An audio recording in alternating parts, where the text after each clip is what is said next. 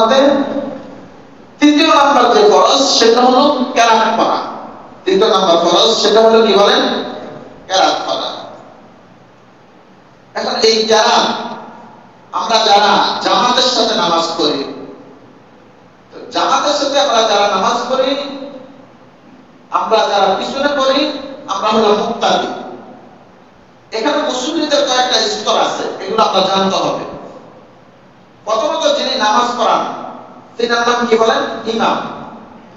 তিনের পিছনে যারা নামাজ পড়েন তারা হলো মুক্তাদি। অর্থাৎ মুক্তাদি মানে যারা ইক্তেদা করে, ইমামের অনুসরণ করে, সর্বক্ষেত্রে ইমামের অনুসরণ করা। 3 নম্বর হলো আরেকটা মুসল্লির নাম হলো মুনফারিদ। আরেকটা মুসল্লির নাম কি বলেন? মুনফারিদ। অর্থাৎ যে একাকী নামাজ পড়ে, সে জামাতে নামাজ পড়ে না, বরং বাড়িতে অথবা যে কোনো স্থানে একাকী ভাবে সে নামাজ পড়ে। তৃতীয় মুসল্লির নাম কি বলেন? মুনফারিদ, একাকী নামাজ পড়নেওয়ালা। চতুর্থ আরেকটা মুসল্লির নাম হলো মাসবুক। মাসবুক ওই মুসল্লিকে বলা হয় যে মুসল্লি জামাতে উপস্থিত হয়েছে, ঠিক শেষের দিকে উপস্থিত হয়েছে আর কি।